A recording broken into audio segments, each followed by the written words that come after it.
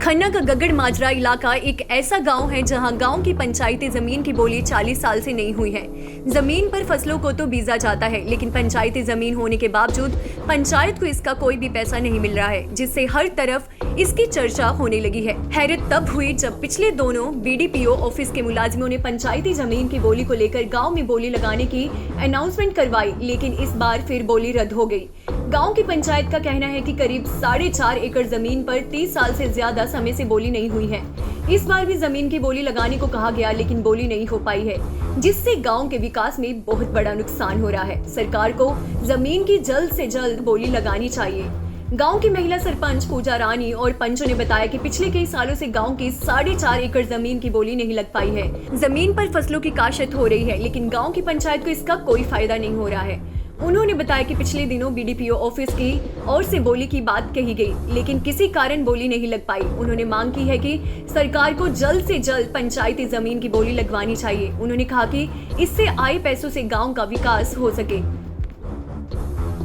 तकरीबन 4.5 किले है। ਇਹਦੇ ਕੀ ਨੁਕਸਾਨ ਕੀ ਹੋ ਰਿਹਾ ਜੀ? ਇਸ ਮਤਲਬ ਪਿੰਡ ਨੂੰ ਕੋਈ ਆਮਦਨ ਨਹੀਂ, ਪਿੰਡ ਦਾ ਨੁਕਸਾਨ ਹੋ ਰਿਹਾ ਜੀ। ਮਤਲਬ ਜੋ ਜੇ ਹੁਣ ਉਹਦਾ ਕੋਈ ਪੈਸਾ ਆਊਗਾ ਤਾਂ ਪਿੰਡ ਦਾ ਹੀ ਪਿੰਡ ਤੇ ਲੱਗੂਗਾ, ਪਿੰਡ ਨੂੰ ਆਮਦਨ ਹੋਊਗੀ ਤਾਂ ਪਿੰਡ ਦਾ ਸੁਧਾਰ ਹੋਊਗਾ। ਨਹੀਂ ਉਹ ਜ਼ਮੀਨ ਨੂੰ ਕੋਈ ਕਰ ਰਿਹਾ ਤੇ ਕਾਸਟ ਕਰ ਰਿਹਾ ਜੀ ਕੀ ਹੈ? ਹਾਂਜੀ ਕਈ ਲੋਕ ਕਰ ਰਹੇ ਨੇ। ਤੇ ਫਿਰ ਇਹਦਾ ਕੋਈ ਮਤਾ ਵਗੈਰਾ ਜਾਂ ਕੁਝ ਪਿਆ? ਹਾਂਜੀ ਬੋਲੀ ਨੂੰ ਲੈ ਕੇ ਹਾਂਜੀ ਸੈਕਟਰੀ ਸਾਹਿਬ ਸਾਡੇ ਕੋਲ ਮਤਾ ਪਾ ਕੇ ਗਏ ਨੇ। ਉਹ ਕਹਿ ਕੇ ਗਏ ਨੇ ਵੀ ਬੋਲੀ ਕਰਵਾਓ, ਬਕਾਇਦਾ ਏਜੰਡਾ ਕੱਢ ਕੇ ਗਏ ਨੇ, ਪਰ ਮਹਿਕਮੇ ਨੇ ਕੋਈ ਕਾਰਵਾਈ ਨਹੀਂ ਕੀਤੀ। ਬੋਲੀ ਨਹੀਂ ਹੁਣ ਤੁਹਾਨੂੰ ਕਿਹਾ ਵੀ ਗਿਆ ਜੀ ਬੋਲੀ ਕਿਉਂ ਨਹੀਂ ਹੋਈ? ਬਸ ਉਹ ਕੋਈ ਪੋਲੀਟੀਕਲ ਪ੍ਰੈਸ਼ਰ ਪੈ ਗਿਆ ਹੋਣਾ, ਜਾਂ ਬਸ ਉਹ ਟਾਲ ਮਟੋਲ ਕਰੀ ਗਏ ਵੀ ਆ ਦੇਖੋ ਸੈਕਟਰੀ ਸਾਹਿਬ ਏਜੰਡਾ ਕੱਢ ਕੇ ਗਏ ਨੇ, ਪੂਰਾ ਬਕਾਇਦਾ ਸਾਰੀ ਪੰਚਾਇਤ ਨੂੰ ਕੱਢ ਕੇ ਗਏ ਨੇ ਏਜੰਡਾ ਵੀ ਬੋਲੀ ਹੋਣੀ ਚਾਹੀਦੀ ਹੈ। 27 ਤਰੀਕ ਰੱਖੀ ਗਈ, 12 ਵਜੇ ਦਾ ਟਾਈਮ ਰੱਖਿਆ ਗਿਆ ਔਰ ਫਿਰ ਸਾਰਾ ਪਿੰਡ ਤਕਰੀਬਨ ਉੱਥੇ ਬੋਲੀ ਜਦੋਂ ਬੋਲੀ ਦਾ ਟਾਈਮ ਸੀਗਾ ਸਾਰਾ ਪਿੰਡ ਉੱਥੇ ਆਇਆ। ਸਾਡੇ ਕੋਲ ਕੋਈ ਮੁਲਾਜ਼ਮ ਕੋਈ ਨਹੀਂ ਮਹਿਕਮੇ ਵੱਲੋਂ ਆਇਆ ਹੈ। ਕਿੰਨਾ ਟਾਈਮ ਹੋ ਗਿਆ ਇਹਨੂੰ? ਕਿੰਨਾ ਟਾਈਮ ਹੋ ਗਿਆ ਜਦੋਂ ਬੋਲੀ ਨਹੀਂ ਹੋਈ? ਤਕਰੀਬਨ 30-35 ਸਾਲ ਹੋ ਗਏ ਹੋਣਗੇ। ਹਾਂਜੀ ਕੀ ਮੰਗ ਕਰਦੇ ਹੋ ਸਰਕਾਰ ਤੋਂ? ਅਸੀਂ ਇਹੀ ਮੰਗ ਕਰਦੇ ਹਾਂ ਵੀ ਇਹਦੀ ਬੋਲੀ ਹੋਣੀ ਚਾਹੀਦੀ ਔਰ ਜੋ ਸਾਡਾ ਪੈਸਾ ਮਤਲਬ ਇਹਨੂੰ ਪਿੰਡ ਨੂੰ ਆਉਣਾ ਚਾਹੀਦਾ, ਸਾਡੇ ਪਿੰਡ ਦਾ ਸੁਧਾਰ ਹੋਣਾ ਚਾਹੀਦਾ। ਤਾਂ ਪੰਜ ਸਾਹਿਬ ਜਿਹੜਾ ਜ਼ਮੀਨ ਨੂੰ ਲੈ ਕੇ ਕਹਿ ਰਿਹਾ ਵੀ ਬੋਲੀ ਵਗੈਰਾ ਨਹੀਂ ਹੋਈ, ਤੁਸੀਂ ਕੀ ਮੰਗ ਕਰਦੇ ਹੋ? ਕੀ ਮਾਮਲਾ ਹੈ ਕੀ ਹੈ ਜੀ? ਇਹ 4.5 ਏਕੜ ਦਾ ਜੀ। ਇਹ ਪਿੰਡ ਦੇ 10 ਬੰਦੇ ਨੇ, 9-10 ਬੰਦੇ ਇਹਨੂੰ 30-35 ਸਾਲ ਤੋਂ ਵਾਹੁੰਦੇ ਨੇ ਜੀ। ਤੇ 60,000 ਏਕੜ ਦਾ, 1 ਏਕੜ ਦਾ 60,000 ਜਾਪਤੀ ਸਾਡੇ ਪਿੰਡ ਦੀ। ਟੋਟਲ ਕਿੰਨਾ ਬਣਦਾ? ਇਹ ਟੋਟਲ ਬਣਦਾ 4,60,000 ਰੁਪਏ ਜੀ।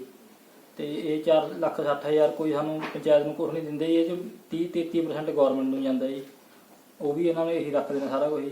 ਤੇ ਸੈਕਟਰੀ ਸਾਹਿਬ ਮਤਾ ਪਾ ਕੇ ਗਏ ਸੀ, ਕੋਈ ਮੁਲਾਜ਼ਮ ਉਰੇ ਬੋਲੀ ਕਰਾਉਣ ਆਇਆ ਨਹੀਂ ਹੈਗਾ ਜੀ।